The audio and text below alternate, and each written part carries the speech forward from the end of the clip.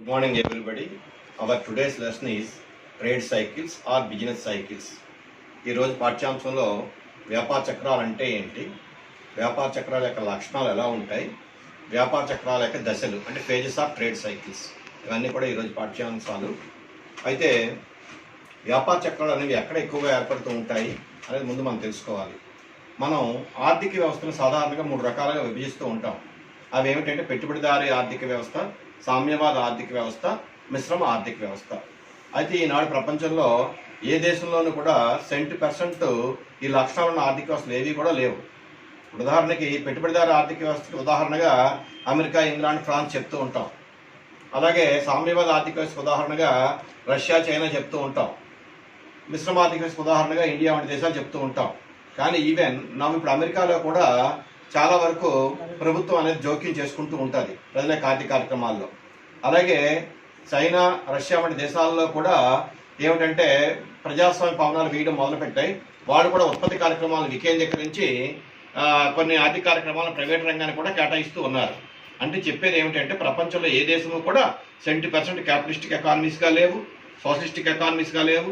అంచేత మార్పులోనే వస్తూ ఉన్నాయి.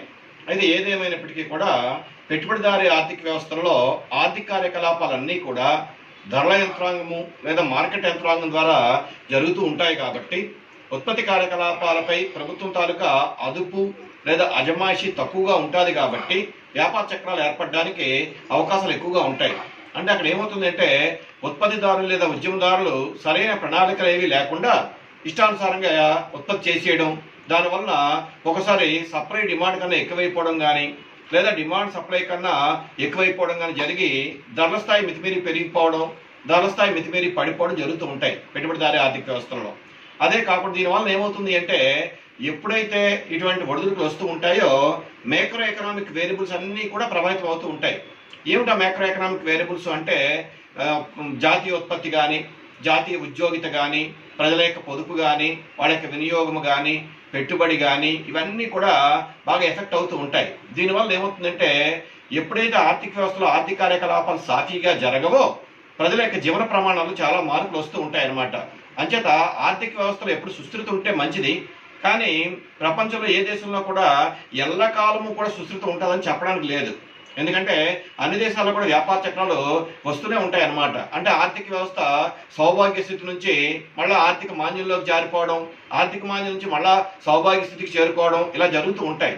అయితే ఏమిటి అంటే ఆర్థిక వ్యవస్థ ఎక్కువ కాలం కానీ ఆర్థిక మాంద్య పరిస్థితుల్లో కానీ ఉంటే ప్రజల యొక్క జీవితం బాగా దుర్భరం అయిపోతూ ఉంటుంది. మరి ఇటువంటి పరిస్థితి ఇంచుమించు 1929-36 మధ్య ప్రపంచవ్యాప్తంగా ఏర్పడింది గ్రేట్ డిప్రెషన్. అటువంటి సమయాల్లో ప్రజలు చాలా ఇబ్బందులు పడ్డారు. అంచేత అయితే అప్పటికి ఇప్పటికి తేడా ఏమిటి అంటే ఇప్పుడు ఏమైనా ఇటువంటి విపత్కర పరిస్థితులు ఏర్పడితే ప్రభుత్వాలు వెంటనే జోక్యం చేసుకొని అనేక ప్రభుత్వాలు సంప్రదింపులు చేసుకొని ఆర్థిక పరిస్థితిని చక్కదిద్దడానికి ప్రయత్నాలు చేస్తూ ఉంటాయి అన్నమాట. అంచేత ఏమిటంటే ఏమైనా విపత్కర పరిణామాలు ఏర్పడితే వెంటనే కాకపోయినా కొద్ది కాలంలో వాటిని నివారించడానికి ప్రయత్నాలు చేస్తూ ఉంటారు. దానివల్ల ఏమిటంటే ప్రజల యొక్క జీవితం సాఫీగా వెళ్ళడానికి అవకాశాలు ఉంటాయి. మొత్తాన్ని చెప్పేది ఏమిటంటే వ్యక్తి విషయంలో ఎలాగైతే ఎల్లకాలము ఎప్పుడు ఒక వ్యక్తి ఆరోగ్యంగా ఉంటాడో మనం ఎలా చెప్పలేమో ఆర్థిక వ్యవస్థలు కూడా అదే విధంగా ఒకసారి ఉన్నత స్థితిలో ఉంటాయి, ఒకసారి ఏమో దుర్భర స్థితిలో కూడా జారిపోతూ ఉంటాయి. దానికి సంబంధించిన పాఠ్యాంశమే వ్యాపార చక్రాలు, ట్రేడ్ సైకిల్స్ అంటాం అనమాట. ఈ ట్రేడ్ సైకిల్స్ లో ప్రధానంగా మనకి ఇన్ఫ్లేషను అంటే ద్రవ్యోల్బణము లేదా డిప్రెషను, ఆర్థిక మాంద్యము, ఈ రెండు ఎక్స్ట్రీమ్ కండిషన్స్. అంటే గ్యాలపింగ్ ఇన్ఫ్లేషన్ ఉన్నది అనుకోండి, అంటే ఆర్థిక వ్యవస్థ ధరల స్థాయి బాగా దౌడు తీస్తూ బాగా పెరిగిపోతూ ఉంటే ప్రజల యొక్క జీవితం దుర్భరం అయిపోతుంది, వాస్తవిక వేతనాలు పడిపోతూ ఉంటాయి, వాళ్ళ యొక్క లైఫ్ స్పాను లేదా స్టాండ్ ఆఫ్ లివింగ్ అన్ని పడిపోతూ ఉంటాయి. అలాగే ఆర్థిక వ్యవస్థ ఎక్కువ కాలం ఆర్థిక మాంద్యంలో ఉన్నది అంటే సార్వత్రిక నిరుద్యోగ సమస్య ఏర్పడుతూ ఉంటుంది. అటువంటిప్పుడు ఏమవుతుంది ఉత్పత్తి కార్యక్రమాలు అన్ని స్తంభించిపోయి ఆర్థిక వ్యవస్థలో ఒక రకమైన నిరాశజనిత వాతావరణం ఏర్పడుతూ ఉంటుంది. ఈ రెండు పరిస్థితులు కూడా వాంఛనీయం కాదు, కానీ తప్పదు. ఎందుకంటే ప్రపంచంలో ఎప్పుడు కూడా ఒకేలా ఉండదు. అదేమిటంటే కాలానుగుణంగా వచ్చే మార్పులు లేదా ప్రకృతి పరంగా వచ్చే మార్పులు లేదా కొన్ని దేశాల యొక్క అతి దురాశ ఇలాంటి కారణాల చేత వ్యాపార చక్రాలు ఏర్పడడానికి అవకాశాలు ఉంటాయి. కాబట్టి ఈరోజు మన పాఠ్యాంశంలో వ్యాపార చక్రాలు ఎలా ఏర్పడతాయి, తర్వాత దానికి సంబంధించిన లక్షణాలు ఎలా ఉంటాయి, వ్యాపార చక్రాలు ఏ దశల్లో కొనసాగుతాయి, వ్యాపార చక్రాలకు సంబంధించి ఆర్థికవేత్తలు ప్రతిపాదించిన సిద్ధాంతాలు ఏమిటి, ఇవన్నీ కూడా చూద్దాం. సో వ్యాపార చక్రాలు వీటిని ట్రేడ్ సైకిల్స్ అంటాం లేదా బిజినెస్ సైకిల్స్ అంటాం. Trade cycles or business cycles. Business cycle or trade cycle is a part of the capitalistic system. It is a part of the capitalist system అంటారు. In a trade cycle there are wave like fluctuations in aggregate employment, income, output and price level. Wave like fluctuations అంటారు. అంటే ఏంటి, సముద్రంలో అలలు ఇలా ఎగిసిపడి ఇలా వస్తూ ఉంటాయి. అలాగే వేవ్ లైక్ ఫ్లక్చువేషన్స్ ఉంటాయి. దానివల్ల ఏమవుతుందంటే ఇవన్నీ కూడా మైక్రో ఎకనామిక్ వేరియబుల్స్ ని ఇన్ఫ్లుయెన్స్ చేస్తాయి. ఏమిటా micro economic variables? Aggregate employment, సార్వత్రిక ఉద్యోగిత, మరియు income levels, output, price level, ఇవన్నీ కూడా బాగా ఎఫెక్ట్ అవుతూ ఉంటాయి అన్నమాట. దీనివల్ల ఏమవుతుందంటే ప్రజల యొక్క జీవితంలో అనేక రకాల మార్పులు చోటు చేసుకుంటూ ఉంటాయి. అయితే ఇప్పుడు పరిస్థితి ఏమిటి అంటే ప్రపంచంలో గ్లోబలైజేషన్ బాగా ఎక్కువ జరిగింది. అంటే అనేక దేశాలు పరస్పరం కూడా ఒకదానిపై ఒకటి ఆధారపడి ఉన్నాయి. ఇంటర్నేషనల్ ట్రేడ్ ఎప్పుడైతే బాగా ఎక్స్పాండ్ అయిందో ఈ వ్యాపార చక్రాల పరిస్థితి ఎలా ఉంటుంది అంటే, ఒక దేశంలో వ్యాపార చక్రాలు ప్రారంభమైతే అంటే ఏమైనా ఆర్థిక మాంద్యం కానీ ఇలాంటివి ఏమైనా ఏర్పడితే ఆటోమేటిక్గా అవి ఇతర దేశాలకు అది త్వరితంగా వ్యాపించే అవకాశాలు ఉంటాయి. ఫర్ ఎగ్జాంపుల్ మన ఇండియా తీసుకుంటే మనం ఎక్కువగా క్రూడ్ ఆయిల్ దిగుమతి చేసుకుంటున్నాం. మరి ఒపెక్ దేశాలు కానీ క్రూడ్ ఆయిల్ ధరలు కానీ పెంచితే వెంటనే మన దేశంలో కూడా ఇక్కడ పెట్రోల్, డీజిల్ ధరలు పెరిగిపోతూ ఉంటాయి. అలాగే ఏంటంటే దేశాలు ఎప్పుడైతే పరస్పరం ఆధారపడి ఉంటాయో ఆటోమేటిక్గా ఒక దేశంలో ఏర్పడిన ఆర్థిక దౌర్భాగ్యం ఏదైనా ఉంటే అది ఇతర దేశాలు కూడా క్రమేణా విస్తరించే అవకాశాలు ఉంటాయి అన్నమాట. అది చూద్దాం. ఆర్థిక కార్యకలాపాల్లో సంభవించే హెచ్చుతగ్గుల మూలంగా ఆర్థిక వ్యవస్థలు ఆర్థిక సౌభాగ్య స్థితికి అంటే ప్రాస్పరిటీ, మరికొన్ని సమయాల్లో ఆర్థిక మాంద్య స్థితికి చేరుకుంటాయి. ఆర్థిక మాంద్య స్థితి అంటే డిప్రెషన్.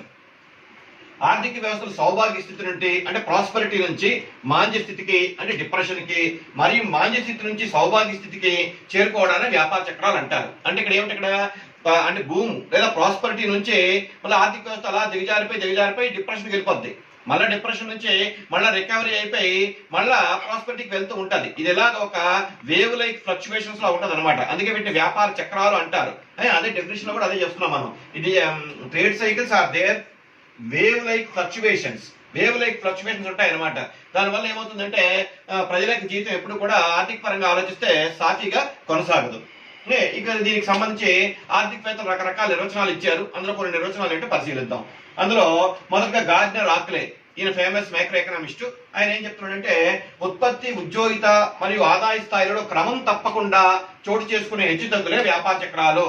ఉత్పత్తి, ఉద్యోగిత మరియు ఆదాయ స్థాయిలలో ఇవి మూడు కూడా కీ మైక్రో ఎకనామిక్ వేరియబుల్స్ అంటారు. ఎందుకంటే అవన్నీ పరస్పరం ఒకదానిపై ఒకటి ఆధారపడి ఉంటాయి.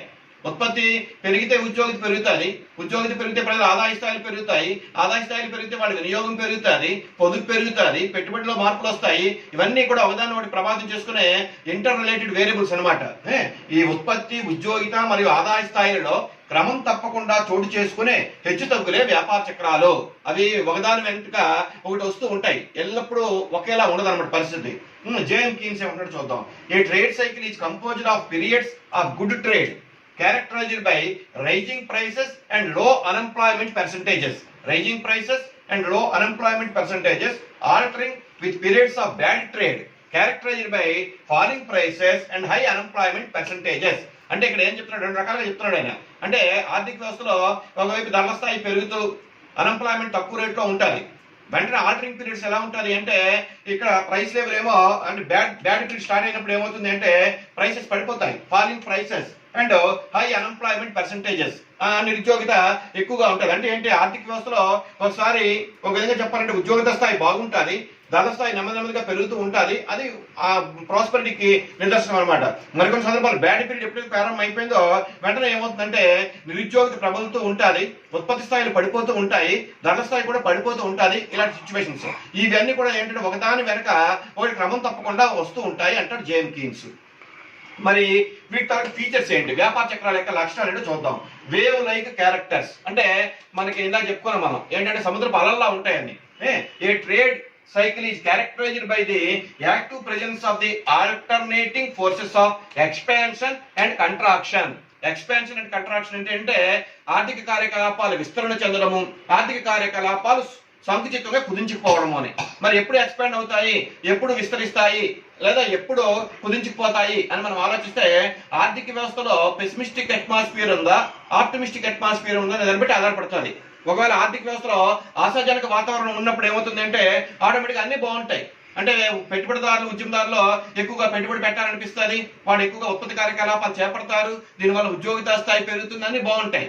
అదే పెట్టుబడిదారులు లేదా ఉద్యమదారులు నిరుత్సాహకర వాతావరణం కానీ ఉంటే ఏమవుతుంది అంటే అవన్నీ రివర్స్ లో వెళ్తాయి. అంటే ఏమవుతుంది, అక్కడ నిరుద్యోగ సమస్య బాగా ప్రబలుతుంది, ఉత్పత్తి తగ్గిపోతుంది, కొన్ని ఫ్యాక్టరీస్ ఏమో షట్ డౌన్ అయిపోతూ ఉంటాయి, అలాంటి పరిస్థితులు అనమాట. కాబట్టి ఇక్కడ ఫస్ట్ క్యారెక్టర్ ఏమిటి అంటే వేవ్ లైక్ క్యారెక్టర్స్ ఉంటాయి అనమాట. రెండవది ఏమిటంటే international character. If trade cycle once started in one country, they spread to other countries. Nowadays ప్రపంచంలో ఏ దేశము కూడా క్లోజ్డ్ ఎకానమీ కాదు, అన్ని కూడా ఓపెన్ ఎకానమీసే. ఓపెన్ ఎకానమీస్ అంటే ఏం చెప్పుకున్నాం మనం అంటే ప్రపంచంలో ప్రతి దేశము ఇతర దేశాలతో వర్తక వాణిజ్య వ్యాపార సంబంధాలన్నీ కలిగి ఉంటాయి. ఎప్పుడైతే ఎందుకు అలా కలిగి ఉండాలి, దానికి కారణం ఏంటంటే ప్రపంచంలో ఏ దేశము కూడా స్వావలంబన కలిగిన దేశం కాదు. తన దేశ ప్రజలకు అవసరమైన అన్ని రకాల వస్తు సేవలను తానే ఉత్పత్తి చేసుకోలేదు. కాబట్టి ఏం చేస్తుందంటే తాను ఎక్కువగా ఉత్పత్తి చేసిన వస్తువులు ఇతర దేశాలకు ఎగుమతి చేస్తుంది. తాను ఏ వస్తువులు సేవలు అయితే ఉత్పత్తి చేసుకోలేదో వాటిని ఇతర దేశాలకు దిగుమతి చేసుకుంటారు.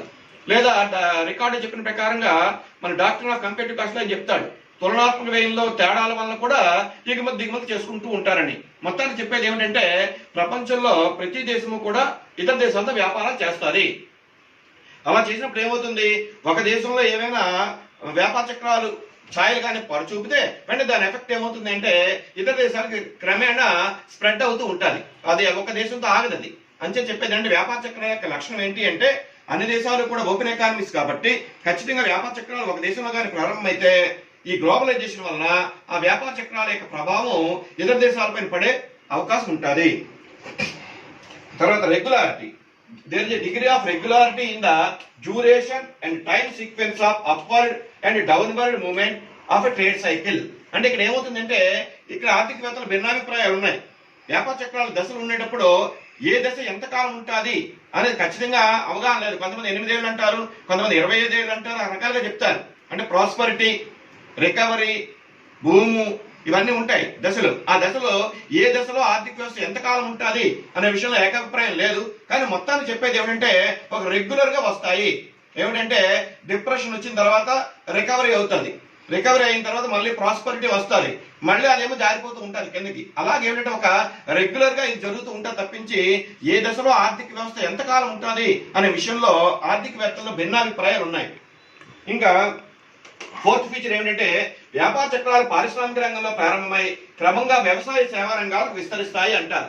ఎందుకంటే ఆర్థిక వ్యవస్థలో సాధారణంగా పారిశ్రామిక రంగంలో ఉత్పత్తి కార్యక్రమాలు ఎక్కువగా జరుగుతూ ఉంటాయి ఉద్దేశంతో ఇది చెప్తున్నారు. అంటే పారిశ్రామిక రంగంలో వ్యాపార చక్రాలు ప్రారంభమైతే దాని ఎఫెక్ట్ ఏమవుతుంది, క్రమంగా మిగతా రంగాలు కూడా విస్తరిస్తాయి. దీనికి కారణం ఏమిటి అంటే ఆర్థిక వ్యవస్థలో అన్ని రంగాలు అంటే ప్రాథమిక, ద్వితీయ, తృతీయ అంటే agriculture sector, industrial sector, service sector మూడు కూడా ఒకదానిపై ఒకటి పరస్పరము ఆధారపడి ఉంటాయి. ఒక రంగంలో ధరల పెరుగుదల ఉంటే ఆటోమేటిక్ గా దాని ఎఫెక్ట్ ఏమవుతుందంటే దాని పైన మరొక రంగం పైన పడుతుంది. ఉదాహరణకి వ్యవసాయ ఉత్పత్తులు ధరలు పెరిగాయి అనుకుందాం, ఏదో బియ్యము, కందిపప్పు వీటికి ధరలు పెరిగితే వెంటనే పారిశ్రామిక రంగంలో ఉద్యమదారులు ఏం చేస్తారంటే వాళ్ళు ఉత్పత్తి చేసే వస్తువులకి ధరలు వాళ్ళు పెంచుతారు. అదేవిధంగా వాళ్ళు ఉత్పత్తి చేసే వస్తువుల ధరలు వాళ్ళు పెంచితే ఆటోమేటిక్ సేవల రంగంలో కూడా ధరలు పెరుగుతూ ఉంటాయి. ఇలా ఇక్కడ ఏమవుతుందంటే ధరల స్థాయిలో పెరుగుదల వచ్చినా ధరల స్థాయిలో తగ్గుదల వచ్చినా అది ఏదో ఒక రంగానికే పరిమితం అవ్వదు. ఎందుకంటే అన్ని రంగాలు కూడా పరస్పరము ఒకదానిపై ఒకటి ఆధారపడి ఉంటాయి కాబట్టి ఒక రంగంలో వచ్చిన పెరుగుదల లేదా తగ్గుదల ప్రభావం మిగతా రంగాలకు అది క్రమేణా ఎక్స్పాండ్ అయిపోతుంది. కాబట్టి వ్యాపార చక్రాలు పారిశ్రామిక రంగంలో ప్రారంభమైన క్రమేణా ఇతర రంగాలకు కూడా వ్యాపిస్తాయి. అదొక లక్షణం. తర్వాత వ్యాపార చక్రాల మూలంగా ప్రజల వినియోగ స్థాయిలోను, ఉత్పత్తి, ఉద్యోగిత, ఆదాయ స్థాయిలోను, సాధారణ ధరల స్థాయిలోను స్పష్టమైన హెచ్చుతగ్గులు సంభవిస్తాయి. ఇవన్నీ క్లియర్ ఇండికేషన్స్. వ్యాపార చక్రాలు ఉన్నాయా లేదా అని చెప్పడానికి మనకి కనిపిస్తాయి సూచనలు.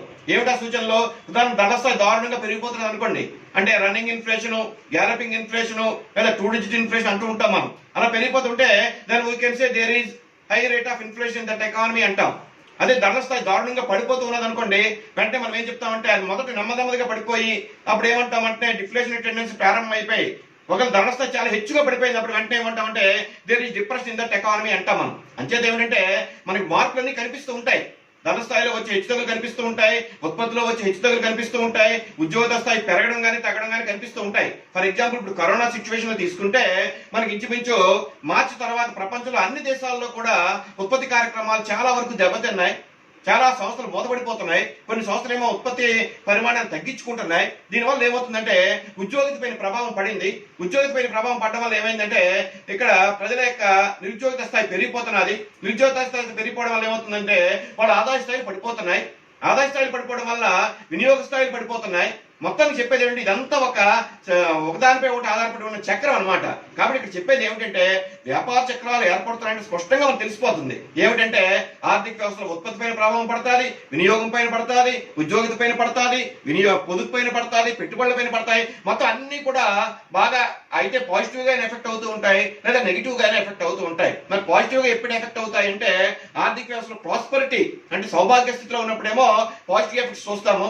అదే కాకుండా మనం నెగిటివ్ ఎఫెక్ట్స్ ఎప్పుడు చూస్తామంటే డిప్రెషన్ లోని డిఫ్లేషన్ లోని మనం నెగిటివ్ ఎఫెక్ట్స్ చూస్తూ ఉంటాం. ఈ విధంగా వ్యాపార చక్రాలు ఈ లక్షణాలన్నీ ఎప్పుడైతే కనిపిస్తాయో అప్పుడు మనం చెప్పొచ్చు ఆ ఆర్థిక వ్యవస్థ అయితే ద్రవ్యోల్బణంతో గానీ లేదా ఆర్థిక మాంద్యంతో గానీ సఫర్ అవుతుందన్న విషయం మనకు స్పష్టంగా తెలుస్తుంది అనమాట. The second part of our today's lesson is phases of trade cycles. అంటే వ్యాపార చక్రాలలో ఎన్ని దశలు ఉంటాయి అని. According to burns and Mitchell A trade cycle ఈ జనరల్లీ డివైడెడ్ ఇంటూ 4 phases. 4 దశలుగా చెప్తున్నారు వీళ్ళిద్దరు కూడా. ఏంటంటే ఫస్ట్ వన్ డిప్రెషన్ అంటే ఆర్థిక మాంద్యము, 2 రికవరీ అంటే ఆర్థిక పునరుజ్జీవనము, తర్వాత ప్రాస్పరిటీ అంటే ఆర్థిక సౌభాగ్యము, తర్వాత రిసెషన్ అంటే తిరోగమనము. 4 అంటే ఇక్కడ ఏమైనా డిప్రెషన్ అంటే ఆర్థిక మాంద్యము, రికవరీ అంటే ఆర్థిక పునరుజ్జీవనము, ప్రాస్పరిటీ అంటే ఆర్థిక సౌభాగ్యము, రిసెషన్ అంటే ఆర్థిక పురోగమనము, మళ్ళీ రికవరీ అవడం రిసెషన్, ఆర్థిక తిరోగమనం. అయితే these phases are recurrent and uniform in the case of different cycles. అంటే ఇక్కడ ఏమవుతున్నాయంటే దీస్ ఫేజెస్ ఆర్ రికరెంట్, ఒకదాని వెనకాల ఒకటి వస్తూ ఉంటాయి అనమాట. But no phase has a definite time interval. ఇక్కడ ఆర్థికవేత్తల భిన్నాభిప్రాయాలు ఉన్నాయి, ఏ ఫేజ్ ఎంత కాలం కొనసాగుతుంది అని. అందులో కిచెన్ సైకిల్ అని రకరకాలుగా ఆర్థికవేత్తలు చెప్తున్నారు, కానీ ఏ ఫేజ్ ఎంత కాలం కంటిన్యూ అవుతుందని మనం ఖచ్చితంగా చెప్పలేము. 1930s లో వచ్చిన ఆర్థిక మాంద్యం చాలా ఎక్కువ కాలం కొనసాగింది. అదే 2008లో అమెరికాలో ఆర్థిక మాంద్యం ఏర్పడితే అది వేగంగా వాళ్ళు రికవరీ అయ్యారు. కారణం ఏంటంటే 1930s కి 2008కి తేడా ఏమిటంటే 1930s లో అమెరికా ఫుల్ క్యాపిటలిస్టిక్ ఎకానమీ అది. కానీ 2008 వచ్చేసరికి ఏమైందంటే అమెరికాలో కూడా చాలా మార్పులు వచ్చి ప్రభుత్వాలు కూడా ఆర్థిక కార్యకలాపాలు జోక్యం చేసుకుని ఆర్థిక పరిస్థితిని చక్కదిద్దాయి. అంచేత ఏమిటంటే ఏ ఫేజ్ లో ఎంత కాలం ఉంటుంది అని దేని బట్టి ఆధారపడుతుంది అంటే ఆ ఫేజ్ ఏర్పడడానికి గల కారణాలు ఏమిటి, ఆ కారణాలని ఆ ప్రభుత్వాలు ఎంత త్వరగా పరిష్కరించగలిగాయి అనే దాన్ని బట్టి ఆధారపడుతుంది. Starting at the low point A cycle passes through a recovery. అంటే లో పాయింట్ ఏది డిప్రెషన్, ఇక్కడ నుంచి రికవరీకి వెళ్తాది. అండ్ ప్రాస్పరిటీ ఫేజ్, ఆ తర్వాత ప్రాస్పరిటీకి వస్తుంది. రైజెస్ టు ఏ పీక్, ఆ తర్వాత మీద టాప్ కింద దాన్ని బూమ్ అంటాం మనం. డిక్లైన్స్ తో ఏ రిసెషన్ అండ్ డిప్రెషన్ ఫేజ్. అంటే ఇక్కడ ఆర్థిక వ్యవస్థ లో పాయింట్ స్టార్ట్ అయ్యి నెమ్మదిగా రికవరీ అయ్యి తర్వాత ఏమో ప్రాస్పరిటీ స్టేజ్కి చేరుకొని పీక్ లెవెల్ భూమికి వెళ్ళి ఆ తర్వాత మళ్ళా రిసెషన్ స్టార్ట్ అయిపోయి మళ్ళీ డిప్రెషన్ లో పడిపోతూ ఉంటుంది. అయితే ఇలా వెళ్ళడానికి స్టేజ్ అంతా దాటడానికి 50 ఏళ్ళు పడతాయా, 25 ఏళ్ళు పడతాయా, 100 ఏళ్ళు పడతాయా అని మనం ఖచ్చితంగా చెప్పలేము. దానికి ఎటువంటి ఆధారాలు కూడా లేవు. అందులో ఫస్ట్ 1 by 1 చూద్దాం స్టేజెస్ ఎలా ఉంటాయని. డిప్రెషన్ ఆర్థిక మాంద్యం. ఒక విధంగా చెప్పాలి అంటే ఆర్థిక మాంద్యం అంటే ఇది పెసిమిస్టిక్ స్టేజ్. అంటే ఒక రకం నిరాశావాదం, ఆర్థిక వ్యవస్థ అంతా కూడా నిరాశావాదం అనుకుని ఉంటుంది. ముఖ్యంగా ఉత్పత్తిదారులు, పెట్టుబడిదారులు, ఉద్యమదారుల్లో ఉత్పత్తి చేయాలి అనే ఒక భావన ఉండదు వాళ్ళకి. ఎందుకు ఉత్పత్తి చేయాలనే భావన ఉండదు అంటే ఉత్పత్తిదారులు ఎప్పుడు ఉత్పత్తి చేస్తారు, వాళ్ళకి ఎప్పుడైతే లాభాలు బాగా వస్తాయో ఉత్పత్తి చేస్తారు. కానీ ఆర్థిక మాంద్య పరిస్థితులు ఎలా ఉంటుంది అంటే aggregate supply exceeds the aggregate demand. సమిష్టి సప్లై సమిష్టి డిమాండ్ కన్నా ఎక్కువైపోతుంది. ముఖ్యంగా పెట్టుబడిదారి ఆర్థిక వ్యవస్థ ఏమవుతుంది అంటే వాళ్ళకి సరైన ప్రణాళికాబద్ధంగా ఉత్పత్తి కార్యక్రమాలు నిర్వహించకపోవడం వల్ల ఏమవుతుందంటే విపరీతంగా ఉత్పత్తి చేస్తూ ఉంటారు పోటీ పడిపోయి మార్కెట్ తమ యొక్క వాటా పెంచుకోవడానికి. దానివల్ల ఏమవుతుంది, సప్లై విపరీతంగా పెరిగిపోతుంది. కానీ ఆ స్థాయిలో డిమాండ్ లేకపోవడం వల్ల సాధారణ ధరల స్థాయి దారుణంగా పడిపోతుంది. సాధారణ ధరల స్థాయి ఎప్పుడైతే పడిపోయిందో ఉత్పత్తిదారులకి, వ్యాపారస్తులకి నష్టాలు వచ్చే ప్రమాదం ఉంటుంది. నష్టాలు వస్తే వాళ్ళు ఏం చేస్తారంటే ఉత్పత్తి కార్యకలాపాలు స్తంభింప చేస్తారు. బ్యాంకుల నుంచి క్రెడిట్ తీసుకోవడానికి కూడా వాళ్ళు ఇష్టపడరు. అంటే ఒక రకంగా చెప్పాలంటే ఆర్థిక వ్యవస్థ అంతా కూడా స్తబ్దంగా మారిపోద్ది అనమాట. అటువంటి స్థితిని మనం ఏమంటామంటే ఎకనామిక్ డిప్రెషన్. ఈ డిప్రెషన్ అనే పదాన్ని వాతావరణ శాఖ వాళ్ళు కూడా ఉపయోగిస్తారు. కానీ వాళ్ళ ఉద్దేశంలో డిప్రెషన్ అంటే ఏమిటంటే ఒక రకంగా తుఫానుకు ముందు వచ్చే ఆ డిప్రెషన్ అది. కానీ ఇక్కడ ఎకనామిక్స్ లో డిప్రెషన్ ఏమిటంటే ఆర్థిక వ్యవస్థ అంతా కూడా స్తబ్దంగా ఉండిపోతుంది అనమాట. అంటే పెట్టుబడిదారులు, ఉత్పత్తిదారులు వీళ్ళందరూ కూడా అదనంగా పెట్టుబడి కార్యకలాపాలు పెట్టడానికి ఏ రకంగా ముందుకు రారు. తర్వాత బ్యాంకులు రుణాలు ఇవ్వడానికి కూడా పెద్దగా సంసిద్ధంగా ఉండకపోవచ్చు. ఒకవేళ రుణాలు ఇచ్చినా తీసుకోవడానికి కూడా ఎవరు ముందుకు రాకపోవచ్చు. ఎందుకంటే అదనంగా పెట్టుబడులు పెడితే లాభాలు ఏమి రావు, మా ఉత్పత్తులు అమ్ముడుపోవడం లేదు అనే ఉద్దేశంతో ఉంటారు. కాబట్టి అటువంటి పరిస్థితిని మనం ఏమంటామంటే ఆర్థిక మాంద్య పరిస్థితి అంటాం. A depression is characterized by mass unemployment. దీన్ని జనరల్ అన్ఎంప్లాయ్మెంట్ అన్నాడు కీన్స్. సార్వత్రిక నిరుద్యోగం, జనరల్ ఫాల్ ఇన్ ప్రైసెస్ అంటే సాధారణ ధరల స్థాయి పడిపోతుంది, ప్రాఫిట్స్ పడిపోతాయి, వేజెస్ పడిపోతాయి, interest rates, consumption expenditure, investment, bank deposits and loans, factories close down, factories close అయిపోతూ ఉంటాయి. And construction activity comes to a stand still. Pessimistic atmosphere prevails in the economy. ఇప్పుడు నేను చెప్పినంత అదే. ఆర్థిక సంత కూడా ఒక నిరాశ పూరిత వాతావరణంలో కూరుకొని పోతుంది. బ్యాంకు లోన్స్ ఇప్పుడు మన పరిస్థితి తీసుకుంటే ఇప్పుడు అలాగే ఉంది. కరోనా ఎఫెక్ట్ వచ్చిన తర్వాత ఏమైనా బ్యాంకులు అతి తక్కువ వడ్డీ రేటుకి హౌసింగ్ లోన్స్ ఇస్తాము, పర్సనల్ లోన్స్ ఇస్తాము అంటే చాలా మంది ముందుకు రావడం లేదు. ఎందుకంటే వాళ్ళకి ఆదాయ స్థాయిలు పడిపోయి, ఆదాయ స్థాయిలు ఎప్పుడైతే పడిపోయి రీపేయింగ్ కెపాసిటీ పడిపోతుంది. రీపేయింగ్ కెపాసిటీ పడిపోయినప్పుడు వీళ్ళు ఎంతగా అప్పులు తక్కువ వడ్డీ రేటుకి ఇస్తామన్నా ఎవరు ముందుకు రాకపోవచ్చు. దాన్ని మన నరేంద్ర మోడీ 20 లక్షల కోట్ల రూపాయల ప్యాకేజీ ప్రకటించిన ఆర్థిక వ్యవస్థ ఎందుకు కోలుకోలేకపోతుంది అంటే కారణం ఏంటి అంటే ఉత్పత్తి కార్యకలాపాలు స్తంభించిపోయి ఒక విధంగా చెప్పాలి అంటే మనం ఒక రకమైన ఆర్థిక మాంద్యంలో కూరుకొని పోతున్నామేమో అనే భావన మనకు వస్తుంది. కాకపోతే దీన్ని రికవరీ మళ్ళా నిలబెట్టడానికి ప్రభుత్వాలు విశ్వ ప్రయత్నాలు చేస్తున్నాయి. ఆ ప్రయత్నాలన్నీ సఫలీకృతమైతే ఆర్థిక వ్యవస్థ మళ్ళా పుంజుకునే అవకాశాలు ఉంటాయి. మొత్తాన్ని చెప్పేది ఏంటంటే ఆర్థిక మాంద్య పరిస్థితుల్లో ఒక అంతా కూడా నిరాశిత వాతావరణం ఉంటుంది. ఆదాయ స్థాయిలు పడిపోతాయి, ఉద్యోగులు పడిపోతాయి, సాధారణ ధరల స్థాయిలు పడిపోతూ ఉంటాయి, పెట్టుబడులు ఏమి పెట్టడానికి ముందుకు రారు, లాభాల రేటు పడిపోతూ ఉంటది, బ్యాంకులు రుణాలు ఇచ్చినా తీసుకోవడానికి ఎవరు ముందుకు రారు. ఇలాంటి పరిస్థితి మనం ఏమంటామంటే ఆర్థిక మాంద్య పరిస్థితి. ఒక విధంగా చెప్పాలంటే it is completely pessimistic atmosphere in the economy. Next economic recovery, ఆర్థిక పునరుజ్జీవనం. మనం ఎప్పుడైతే అనారోగ్యం పాలైతే వెంటనే ఏం చేస్తాం? వెంటనే డాక్టర్ దగ్గరికి వెళ్ళి ప్రిస్క్రిప్షన్ తీసుకోవడం. డాక్టర్ ఏమో చెప్తాడు, ఆయన మీరు బ్యాలెన్స్ డైట్ తీసుకోండి, ఈ మెడిసిన్స్ వాడండి అని చెప్తాడు. వెంటనే మనం అవన్నీ కూడా ఆచరిస్తే ఏమవుతుందంటే మళ్ళీ హెల్త్ నార్మల్కి వచ్చే అవకాశాలు ఉంటాయి. ఇన్ ద సేమ్ వే ఎకానమీలో కూడా అదే జరుగుతుంది. ఎకానమీ ఒకసారి కొలాప్స్ అయిపోయిన తర్వాత అది ఎప్పుడు అలా ఉండిపోదు, మళ్ళీ రికవరీ అవడానికి ప్రయత్నాలు జరుగుతూ ఉంటాయి. ప్రభుత్వ పరంగాను, పెట్టుబడిదారుల పరంగాను, వ్యక్తుల పరంగాను. ఆ ప్రయత్నాలు జరిగినప్పుడు ఏమవుతుందంటే ఎకానమీ మళ్ళీ నార్మల్ స్టేజ్ కి రావడానికి అవకాశాలు ఉంటాయి. దానికి ఎక్సోజీనియస్ ఫ్యాక్టర్స్ ఉంటాయి, ఎండోజీనియస్ ఫ్యాక్టర్స్ కూడా ఉంటాయి. అదే చూద్దాం. The starting for recovery may be exogenous or endogenous forces. అది ఒకసారి ప్రపంచవ్యాప్తంగా వచ్చే మార్పుల వల్ల కావచ్చు, దేశంలో వచ్చే మార్పుల వల్ల కావచ్చు, మొత్తానికి ఏంటంటే రికవరీ ప్రాసెస్ బీన్ అవుతుంది. Optimism prevails. ఆశావాదం క్రమంగా ప్రజలు చోటు చేసుకుంటూ ఉంటుంది. Investment is encouraged which tends to rise the demand for bank loans. ఎప్పుడైతే బ్యాంక్ లోన్స్ కి ప్రజలు తీసుకోవడానికి ముందుకు వస్తూ ఉంటారో దానివల్ల ఏమవుతుంది? పెట్టుబడి కార్యక్రమాలు ఊపందుకుంటాయి, ఉత్పత్తి ప్రారంభం అవుతుంది. ఉత్పత్తి ప్రారంభమైందంటే ఉద్యోగ అవకాశాలు పెరుగుతూ ఉంటాయి, ఉద్యోగ అవకాశాలు పెరిగే ప్రజల ఆదాయాలు పెరుగుతూ ఉంటాయి. అంటే ఇక్కడ ఏమవుతుంది? నెమ్మదిగా ఆర్థిక వ్యవస్థ కోలుకోవడానికి ప్రయత్నం జరుగుతూ ఉంటది అనమాట. It leads to credit expansion. ఎప్పుడైతే బ్యాంకులు మనం ద్రవ్యంలో చూస్తాం సాధారణ ద్రవ్యము, పరపద్రవ్యం అని. కాబట్టి బ్యాంకులు ఎప్పుడైతే క్రెడిట్ బాగా ఎక్స్పాండ్ చేసాయో ఏమవుతుంది? MSMED, micro small and medium enterprises కానీ లేదా పెద్ద పరిశ్రమల వాళ్ళు కానీ వీళ్ళందరూ కూడా ఎప్పుడైతే ఈ పెట్టుబడులన్నీ అంటే బ్యాంకుల దగ్గర రుణాలు తీసుకుని ఉత్పత్తి కార్యక్రమాలు పునఃప్రారంభిస్తారో ఆర్థిక వ్యవస్థ మళ్ళీ యథాతథ స్థానానికి చేరుకోవడానికి ప్రయత్నాలు జరుగుతూ ఉంటాయి అన్నమాట. As a result the level of employment, income and output rise steadily in the economy. Ultimately revival enters the prosperity phase. ఎప్పుడైతే ఇవన్నీ జరుగుతూ ఉంటాయో అంటే ఎకానమీ రికవరీ అయిన తర్వాత ఎకానమీ నెమ్మదిగా ఎటువైపు పయనిస్తుంది? సౌభాగ్య స్థితి వైపు పయనిస్తుంది. అంటే ఆర్థిక వ్యవస్థ ఆర్థిక మాంద్య స్థితి నుంచి నెమ్మదిగా రికవరీ అవుతుంది ఎక్సోజీనియస్ అండ్ ఎండోజీనియస్ ఫ్యాక్టర్స్ వల్ల. ఆ తర్వాత ఏమవుతుందంటే ఎకానమీ రికవరీ అయిపోయిన తర్వాత అది ఏమవుతుందంటే మళ్ళా ప్రాస్పరిటీ వైపు వెళ్తాది. కానీ ఒక విషయం గుర్తుపెట్టుకోవాలి, ఎప్పుడు కూడా పెరుగుట విరుగుట కొరకే అనే సామెత ఉంది తెలుగులో. పెరుగుట విరుగుట కొరకే అంటే ఏదైనా ఎక్కువైన తర్వాత మళ్ళీ పడిపోద్ది. అలాగే ఎకానమీ మళ్ళీ ప్రాస్పరిటీ స్టేజ్కి వెళ్ళిన తర్వాత మనం అనుకుంటాం అది ఎక్కువ కాలం ఉంటే బాగుంటది, అది ఎక్కువ సంవత్సరాలు ఉంటే బాగుంటది అనుకుంటాం. కానీ ఏవో కొన్ని కారణాల చేత ఏమవుతుందంటే ఎకానమీ మళ్ళా తిరోగమనం వైపు పయనిస్తుంది, మళ్ళా ఆర్థిక మాంద్యంలో కూరుకొని పోయే ప్రమాదం ఉంటుంది. ఇది జీవితంలో దశల్లాగే. జీవితంలో మనకు దశలు ఉంటాయి, బాల్యము, యవ్వనము, కౌమార్యము, వృద్ధాప్యం, ఇలాగా దశలు ఎలాగ ఉంటాయో ఇక్కడ ఎకానమీలో కూడా ఇటువంటి దశలు ఉంటాయి. ఆ దశల వల్ల ఏమవుతుందంటే ఎల్లకాలము ఎప్పుడు కూడా ఒకే దశలో ఉండము. మనం అనుకుంటాం ఎల్లకాలము యవ్వనంగా ఉండిపోదామని, అది జరిగే పని కాదు. In the same way economy ఎల్లప్పుడు కూడా ప్రాస్పరిటీ స్టేజ్ లో ఉండిపోవాలని అందరికీ ఉంటుంది. ఎందుకంటే ప్రాస్పరిటీ స్టేజ్ లో ఉంటే ఏమవుతుంది? అందరికీ ఆదాయాలు బాగుంటాయి, వాళ్ళకి వినియోగం బాగుంటుంది, అన్ని బాగుంటాయి. కానీ అది జరిగే పని కాదు. మొత్తానికి ఏంటంటే ఒక స్టేజ్ నుంచి ఇంకో స్టేజ్ కి దాటుకుని వెళ్లాల్సి ఉంటుంది. అందుకే నేను వేవ్ లైక్ ఫ్లక్చువేషన్స్ అంటారు. ప్రాస్పెరిటీ గురించి చూద్దాం. ఆర్థిక సౌభాగ్యం అంటే దీన్ని తెలుగులో. In this stage the economy is engulfed by waves of optimism. Economy engulfed by waves of optimism అంటే బాగా ఆశావాదం బాగా ప్రబలి ఉంటుంది. Larger profits expectations further increase investment which is helped by liberal bank credit. అంటే ప్రజల ముఖ్యంగా పెట్టుబడిదారులకి ఉద్యమదారులకి లాభాలు బాగా వస్తూ ఉంటాయి. దానితో అగ్నిలో ఆజ్యం పోసినట్టుగా బ్యాంకులు ఏం చేస్తూ ఉంటాయంటే విపరీతంగా పరపతి అంటే లిబరల్ క్రెడిట్ ఇస్తూ ఉంటాయి. తక్కువ వడ్డీ రేటు పైన తక్కువ శాతం పైన బాగా అందరికి రుణాలు ఇస్తూ ఉంటాయి. దానివల్ల ఏమవుతుంది అంటే ఉత్పత్తి కార్యక్రమాలు బాగా ఊపందుకుంటాయి అనమాట. In this way the expansion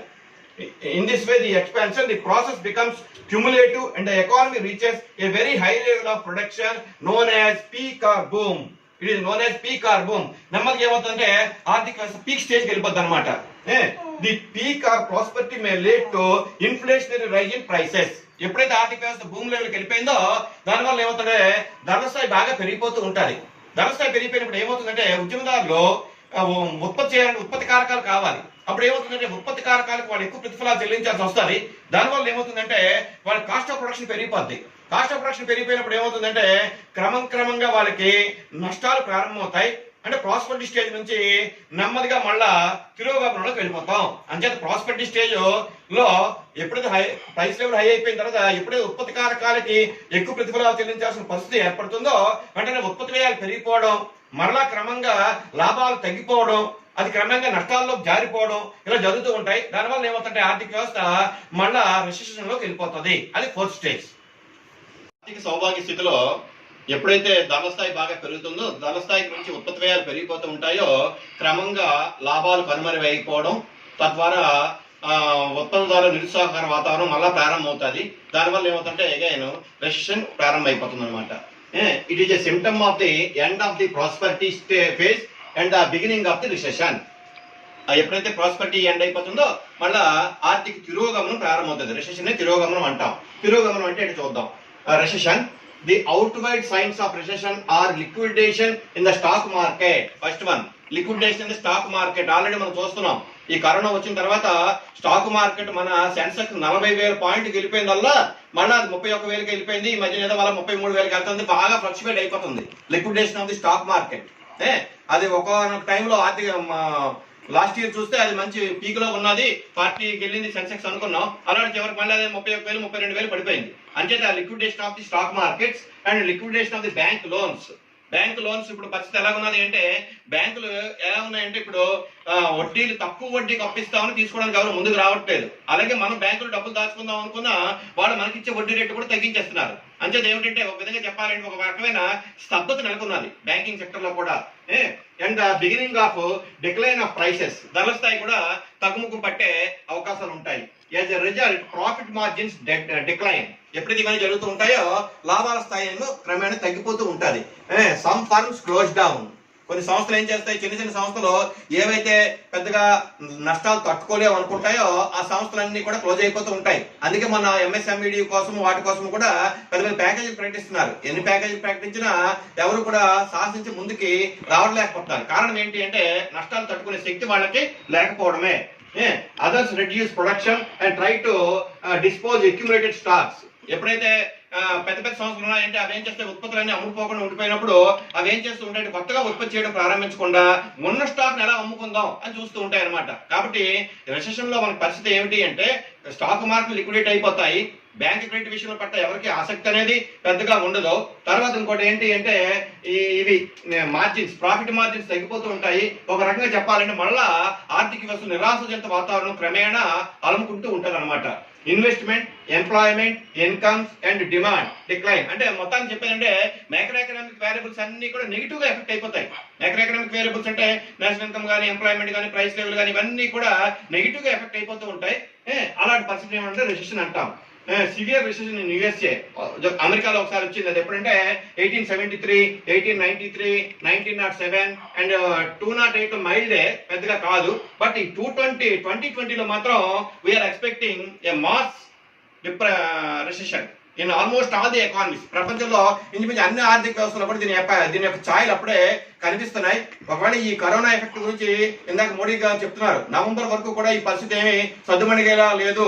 మనం ఎన్ని జాగ్రత్తలు తీసుకున్నా, ఆర్థిక వ్యవస్థ నిలబెట్టడానికి మనం ఎన్ని ప్రయత్నాలు చేస్తూ ఉన్నా అది జరిగే పని కాదనే పరిస్థితి వచ్చింది. అంతే చెప్పిన okay, not only in India, మొత్తం ఆల్మోస్ట్ ఆల్ ఎకానమీస్ లో ఇది జరుగుతూ ఉన్నది. ఎందుకంటే ప్రజల ఆరోగ్యం ముఖ్యమా, ఆర్థిక వ్యవస్థ ముఖ్యమైన స్థాయికి వచ్చేసింది. ఆర్థిక వ్యవస్థ ముఖ్యమని కూడా ప్రజల ప్రాణాలు పోతున్నాయి. అంతే చెప్పేది ఏమిటంటే ఇప్పుడు భారతదేశం అనే దేశాల్లో ఏమిటంటే మనం ఆల్మోస్ట్ ఈ పరిస్థితిని మనం చూస్తూ ఉన్నాం అనమాట. ఎండబ్ల్యూ లీ అనే ఒక ఆర్థికవేత్త దీన్ని ఆయన ఎలా కంపేర్ చేస్తున్నాడంటే, ఈ recession once started tends to build upon it self much as forest fire.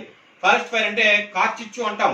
అడవుల్లో కార్చిచ్చు ప్రారంభమైంది అంటే అది అక్కడ దగ్గర ప్రారంభమైంది అంటే అది అక్కడ ఆగదు. అదేమవుతుంది, కొన్ని వేల కొద్ది ఎకరాలు లేదా లక్షల కొద్ది ఎకరాలని అలా ధ్వంసం చేసుకుంటూ వెళ్ళిపోతుంది కార్చిచ్చు. అలాగే ఎకానమీలో ఎప్పుడైతే రిసెషన్ ప్రారంభమైందో అది పారిశ్రామిక రంగంలోని, వ్యవసాయ రంగంలోని, ఏ రంగంలో ప్రారంభమైనా, ఎక్కడ ప్రారంభమైనా అదేమిటంటే మొత్తం ఆర్థిక వ్యవస్థ అంతా కూడా అలుముకుంటుంది. అలా అలుముకోవడమే కాకుండా అంతర్జాతీయ వ్యాపార సంబంధాలు ఉండడం వల్ల ఒక దేశంలో ఏర్పడిన ఈ రిసెషన్ తాలూకా ప్రభావము మిగతా దేశాలు కూడా క్రమేణా ఎక్స్పాండ్ అయిపోద్ది.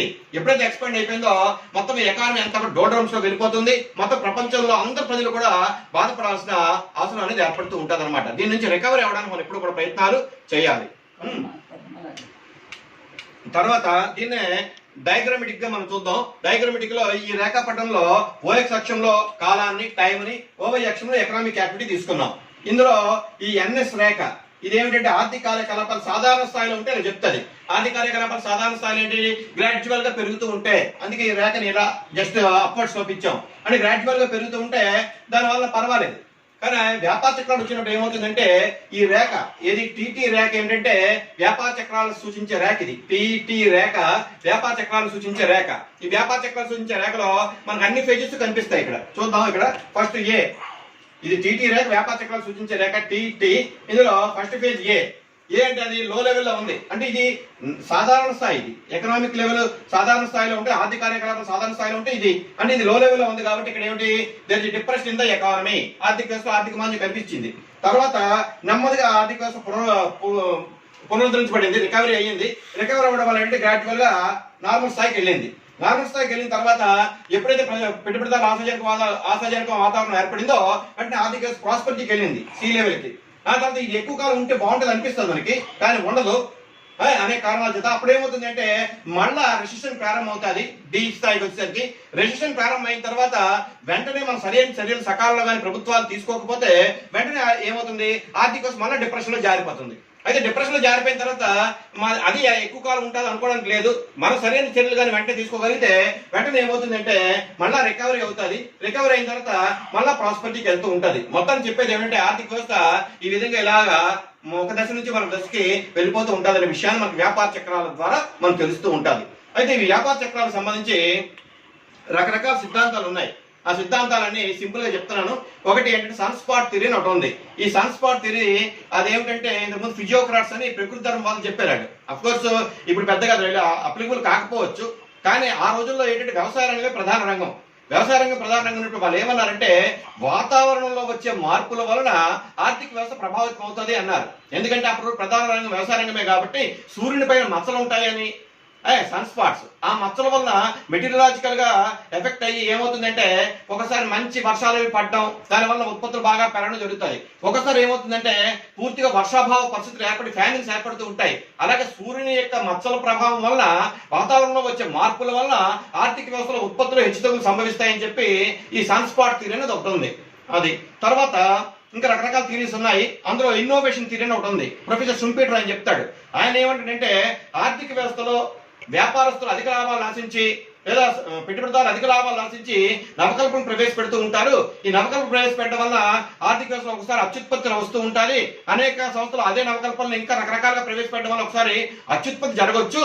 దానివల్ల ఏమవుతుందంటే ఒక్కసారిగా ఆర్థిక వ్యవస్థ కుప్పకూలిపోయే ప్రమాదాలు కూడా ఉంటాయని చెప్తూ ఉంటాడు. అలాగా జోసెఫ్ ఏ షుంపీటర్ ఏమో నవకల్పన సిద్ధాంతం చెప్తున్నాడు. ఈయనేమో సన్ స్పాట్ థియరీని ఏమో వీళ్ళు చెప్పారు, ఈయనేమో చెప్తున్నాడు అది సన్ స్పాట్ థియరీని స్టాన్లీ జీవాన్స్ ఆయన చెప్తాడు అనమాట. ఫిజియోక్రాట్స్ లో ఆయన ఒకడు, ఆయన చెప్తాడు అది. తర్వాత ఈ షుంపీటర్ ఏం చెప్తున్నాడు, నవకల్పన సిద్ధాంతం ద్వారా వ్యాపార చక్రాలు వస్తాయని ఈయన చెప్తున్నాడు.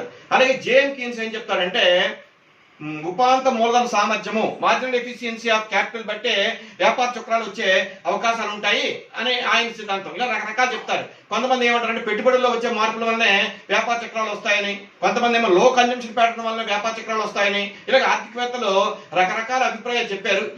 ఎవరు ఏ రకంగా చెప్పినా మనకి వ్యాపార చక్రం అంటే అర్థం ఏంటి అంటే మైక్రో ఎకనామిక్ వేరియబుల్స్ అన్ని కూడా అయితే పాజిటివ్ గా కానీ లేదా నెగిటివ్ గా కానీ ఎఫెక్ట్ అవ్వడం. అది పాజిటివ్ గా ఎప్పుడు ఎఫెక్ట్ అవుతాయి అంటే ఆర్థిక వ్యవస్థలో ఆప్టిమిస్టిక్ అట్మాస్ఫియర్ ఉంటే పాజిటివ్ గా ఎఫెక్ట్ అవుతాయి. ఆర్థిక వ్యవస్థలో పెసిమిస్టిక్ అట్మాస్ఫియర్ నిరాశావాదం కానీ అనుకుంటే అప్పుడు నెగిటివ్ గా ఎఫెక్ట్ అవుతాయి. అయితే ఆర్థిక వ్యవస్థలో ఆశావాదం ఉన్నదా నిరాశావాదం ఉన్నదా దేని బట్టి ఆధారపడుతుందంటే ఆ దేశంలో సంభవించే పరిణామాలు బట్టి మార్పులు బట్టి ఆధారపడుతూ ఉంటుంది. ఈ విధంగా వ్యాపార చక్రాలు అనేవి మన నిజ జీవితంలో కనిపిస్తూ ఉంటాయి. మన యొక్క నెక్స్ట్ లెసన్ ఏమిటి అంటే ద్రవ్యోల్బణానికి కారణాలు, తర్వాత ద్రవ్యోల్బణం యొక్క నివారణ చర్యలు, దానికి సంబంధించిన సిద్ధాంతాలు. Thank you one and all.